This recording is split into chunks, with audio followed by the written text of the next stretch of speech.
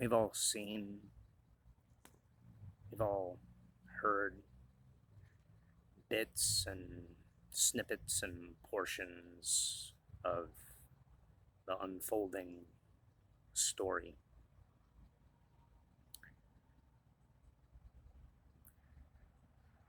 We've quietly retreated from attempting to see what we believe we shouldn't. We've inadvertently silenced ourselves on what we know we ought to say, but choose not to. We've plugged our ears to the continuous growing noise and plunged into a kind of involuntary silence. But in that silence,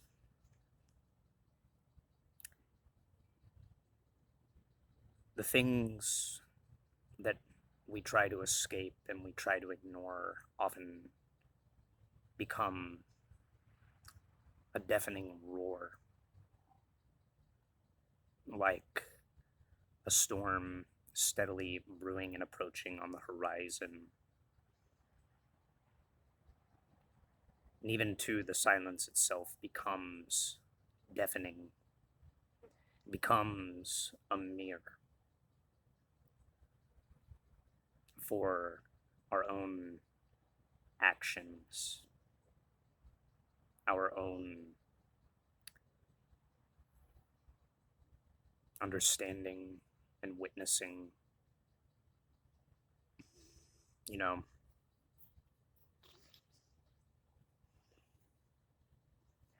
I've seen a lot, heard a lot, said a lot.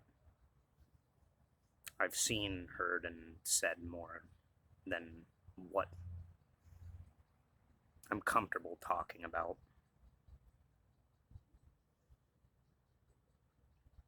And a lot of things, too, I've left unsaid. And I've bit my tongue and swallowed my pride on saying things that I don't think are worth saying,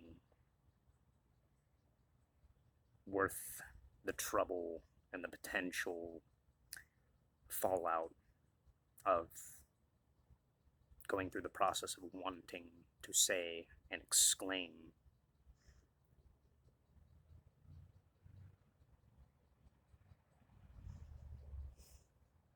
We all know that this world is not a kind place. We know that this world has a lot of callous and cruel things that happen in it more often than sometimes. And while these things happen, there are still individuals that walk amongst us in every corner of the globe who aspire to simply try to make the world a better circumstance, even if it's through the little things.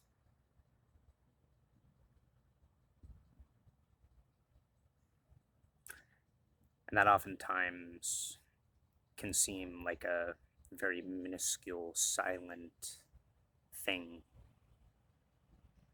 that goes unnoticed, that gets drowned out in the white noise and the cacophonous torrent of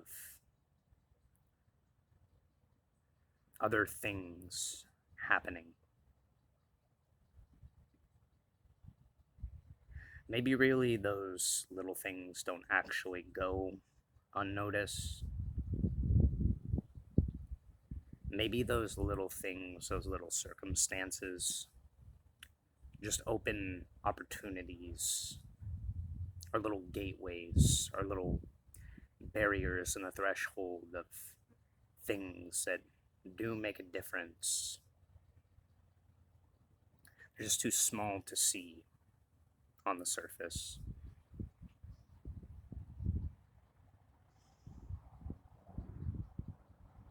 At least too small to see without a discerning eye or a modicum of gratitude for.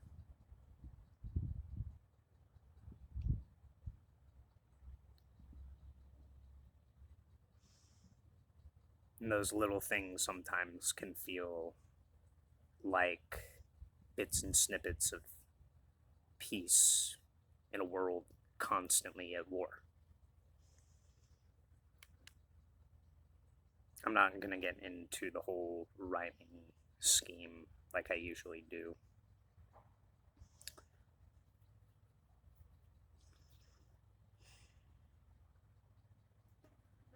There's a lot going on. There's more going on than what I'd feel comfortable sitting and talking about. There's more going on than what I'm comfortable having to sift through and watch and be a witness to.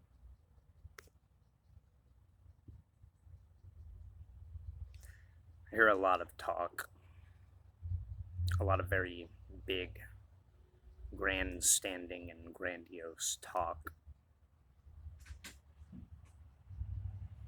on everything and anything.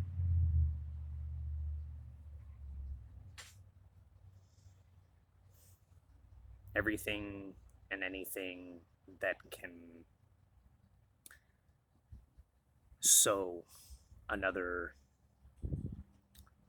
wound of division in a world that's already experiencing and witnessing death by 1,000 cuts.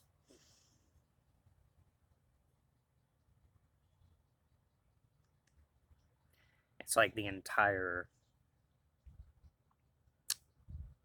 enigmatic dream field that is human experience is collapsing in a lot of ways. In a lot of ways, it's mirroring a very metaphysical and symbolic replication of historic events and this idea of falling from grace. It is, in a lot of ways, a kind of occurrence happening in this modern day and age where we've strived for progress and created a world so exponentially advanced, quote unquote, that the hubris seems to be kicking in and the pride is reaching that pinnacle for the inevitable repercussion, setting the stage for that fall. And I think we all actively see that taking place. I think we all actively feel that kind of sensation lingering in the air, something in the body, this sense, a lot like animals get before a storm approaches, where we just kind of go dormant, we go silent. Yet more and more talking and more getting agitated simultaneous to that. Some just go dormant. Some just go quiet because they know something is steadily approaching on the horizon and they can feel it. It's like a brewing or a bubbling or a boiling over to the surface.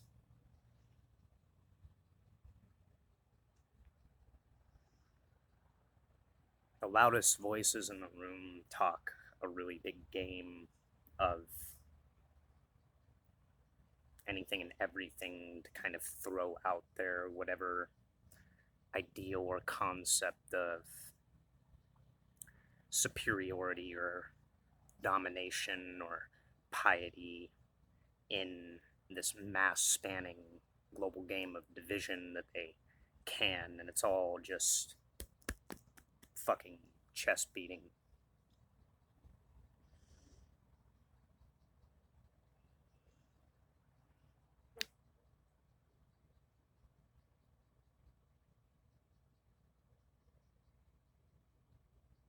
And a lot of it is hiding circumstantially the fact that I think a lot of people know under the surface is most people are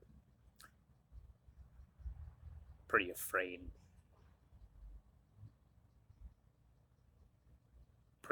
of possibility, pretty afraid of potential, pretty afraid of reality in general. A lot of people are just scared because it feels like the world around them is crumbling under their feet. And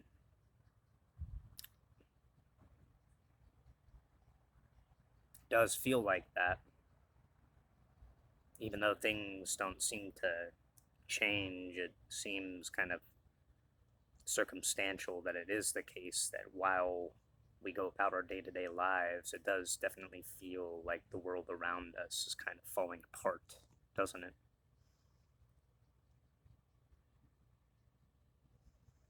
You know, the thing that gets me really upset is there's a lot of people stoking this kind of prophetic flame and these kind of apocalyptic ideals and these concepts, and they hide a really hidden thing behind them. I think the truth and the reality is people are actually hungering and wanting a lot of things to spiral out of control and to get chaotic. And they're just stoking and fanning the flames of that. There's this inner growing aggression in people that they can't really place a finger on and can't handle, and they're getting pulled and sucked into the narratives and the storytellings and the ideals and the concepts that for generations and generations have been passed down, and they're embridled in it. And for every lesson taught, every kind of idea and concept brought upon by a lot of the beliefs and ideals that have been passed down generation to generation, even though we've worked very hard through odds and circumstances that have always challenged us and put us at odds with one another, humanity has tried to make a positive circumstance out of reality. And there's always a catalyst of conflict that destroys that. But there's a lot of people that get sucked into pushing that forward, despite every lesson learned, despite every ideal, despite every concept, despite every contrary notion of what has been taught or what we attempt to preserve or what we used to hold a level of aspiring for and towards. All of a sudden, caution is thrown to the wind, and the war drums and the trumpets begin to pound and blare. And where do we find ourselves always?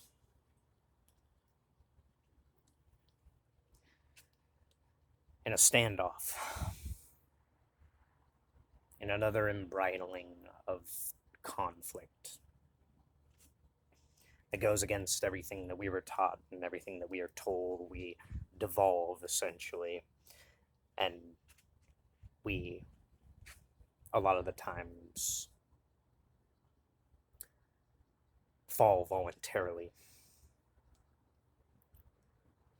They call it a necessary evil. And they always explain that necessary evil as being for the greater good. Well, isn't that a fucking conundrum and paradox in itself? To just give in to that animalistic aggression and be called into that kind of magnetic storm of war and throw every idea and inspiration aspiring towards something greater, something higher, just throw it all the fuck away and leap headlong into the fire. Why not? All these people calling for and wanting and desiring and making these machinations of apocalyptic and prophetic ideals a reality. The ironic thing is, you fell for your own story. And don't call me a blasphemer for calling you on your bullshit. Or do. I don't care at this point. I'm not embridled and engaged in what I see going on. The behavioral mechanisms, the mechanics of it, and what it is are being seen for what it is. And I think we all know what this is. So, go about getting your game on.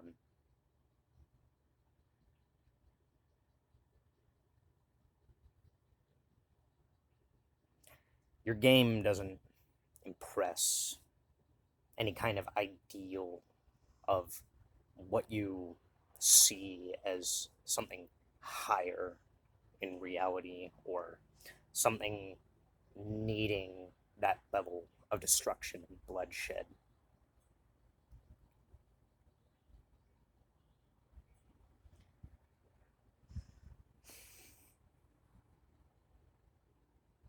These aspiring to these ideals only bring one thing, and that is death and remorse, suffering. And you're the very vehicle and vessel, the things that you acclaim and aspire to defend, ultimately bringing it into machination. That's the most ironic thing about these things, these revelations, these apocalyptic beliefs and ideas. The world has to go through these judgment days and final battles and these grand execution schemes. You know what I see? I just see a repetition of the same behaviors that have existed in mankind on generation of generation. It's mass sacrifice on an industrial scale.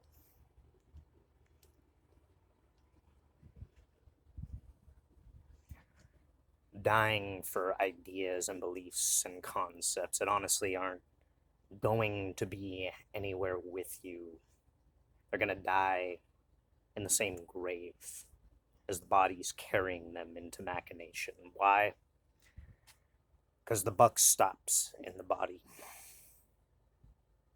The vessel and vehicle of the same fear that brings these ideas of needing to annihilate an adversary, well, it's your own survival mechanisms turned against you and your own psychology hardwired in a way to seek out and destroy some supposed adversary out there that disagrees with you or has a differentiating viewpoint. It's not actually defending anything that we're doing here, let's be honest. We're not defending anything. We're stoking and fanning the flames of conflict and forcing and throwing everyone headlong into the fray, either as a participant or a casualty. It's a mass scaling suicide pact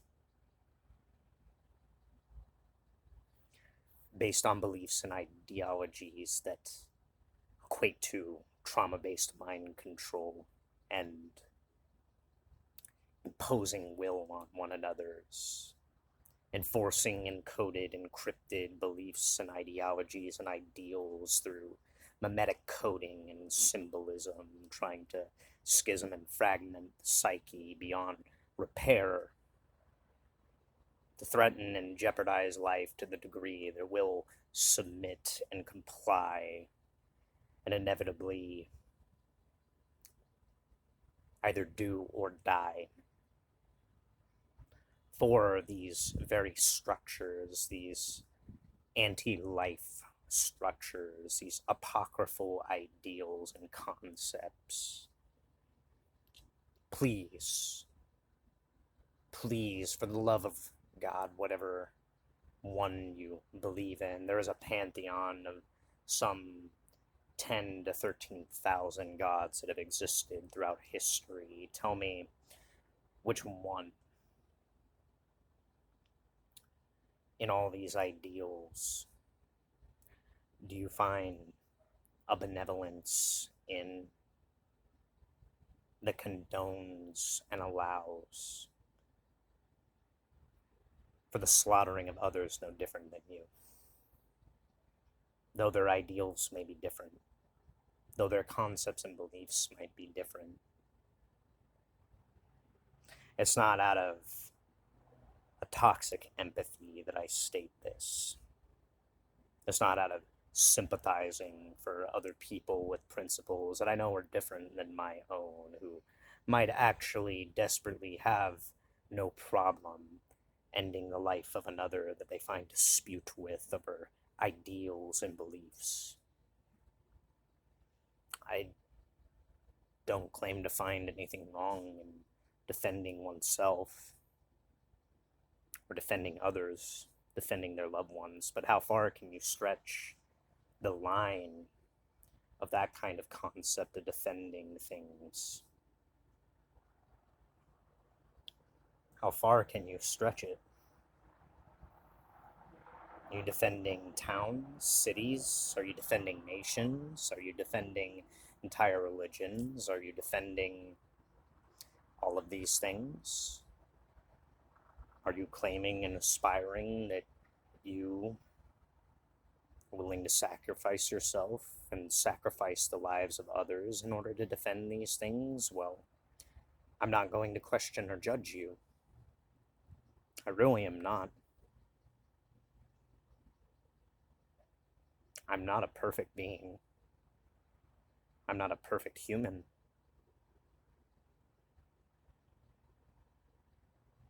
But I've come to question a lot. I've come to ruminate on a lot. I've come to speculate a lot when it has to do with things like war and the concepts and ideas of judgment and apocalypse. I've come to question the idea of if it's really truly worth it to participate in further expanding the grip and the terror of bringing death to other beings that ultimately are no different in all their potential than I am. I've come to really question whether participating in something like that ultimately is for the greater good of anything, really.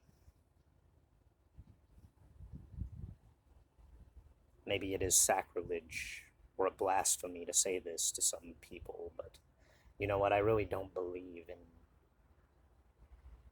any one particular thing these days. I do find a kind of principle of just going about life, trying to do everyday, ordinary good things. And even then,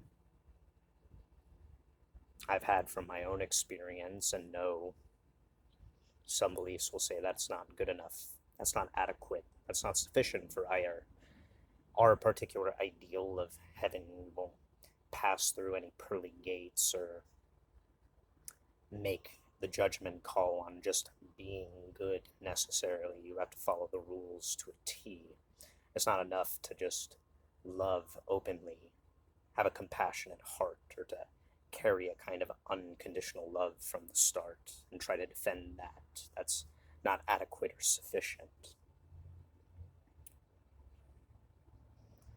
You don't follow our codes and morals and tenets. Hell, you don't even biologically align with the very things that would allow you to pass through our gates. Well, if those same gates allow killing and bloodshed in the name of whatever it is you call a higher power. I don't know if those gates really look like a heaven to me.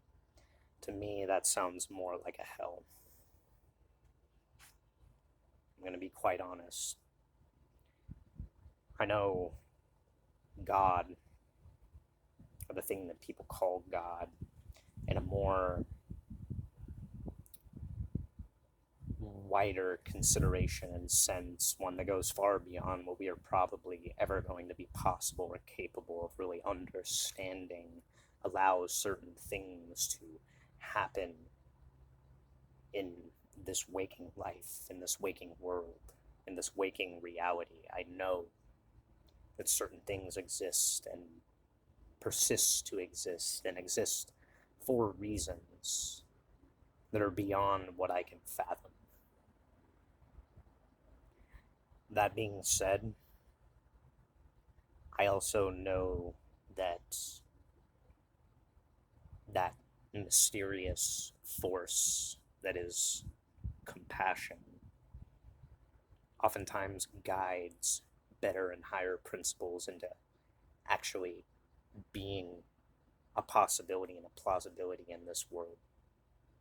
I know a lot of people who walk through life with those higher principles, not out of a sense of moral superiority, not out of a sense of needing to justify anything belief or ideal base. It's just the very walking around in the space of their reality. They try to make the world a better place day by day, to make it more possible and plausible for some formality of something to touch the hearts of other people, to let there be an impression and impact on their lives, and maybe steers them in a more positive direction that ultimately isn't hell-bent on feeding them a world of mirages and illusions that keep them seated and grounded in an idea of fearing their own mortality, fearing the potentials of what their life can be, feeding and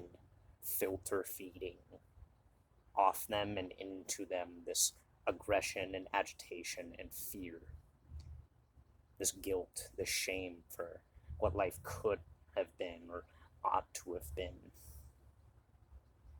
that didn't get reached, potentials that were essentially snatched away from all of us.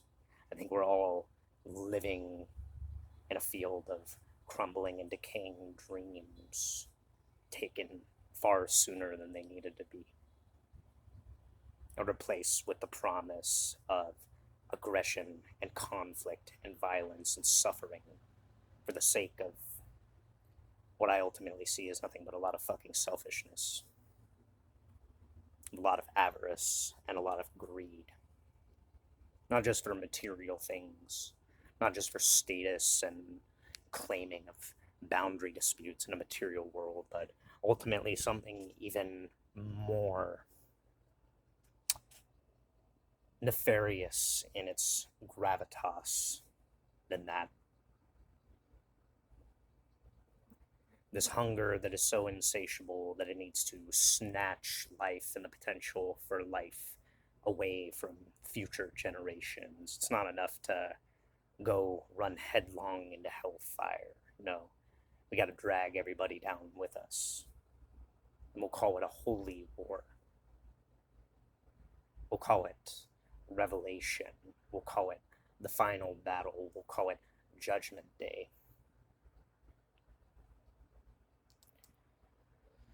I'm not here to judge.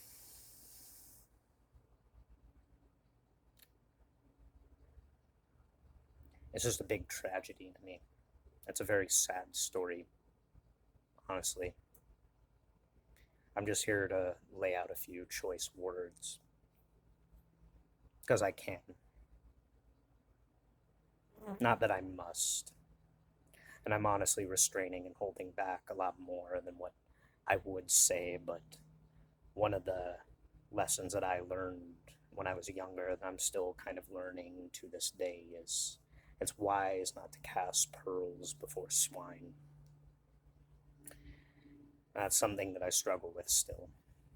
But Maybe it just took a circumstance this large to really learn that lesson.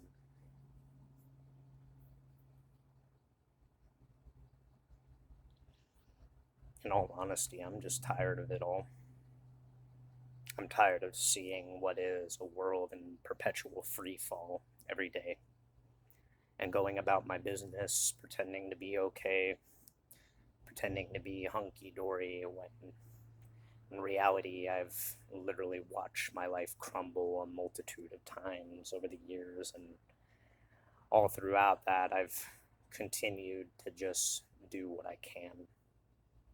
And I've swallowed those bitter life lessons, and I'm grateful for those life lessons, and I take those lessons, and while I have time on this earth to do positive things with those lessons, I do. And I continue to do that. I'm more inspired than ever to try and inspire other people to live despite having to walk through hellfire, to do so with a smile.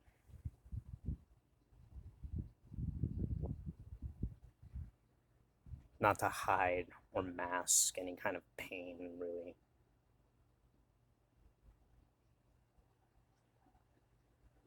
Just to say through it all, through that storm and that weather, I found I could be at peace and at ease with knowing I did everything that I could in my power to do what I felt was right.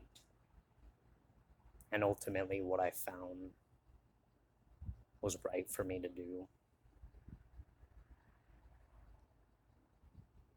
was to just give myself,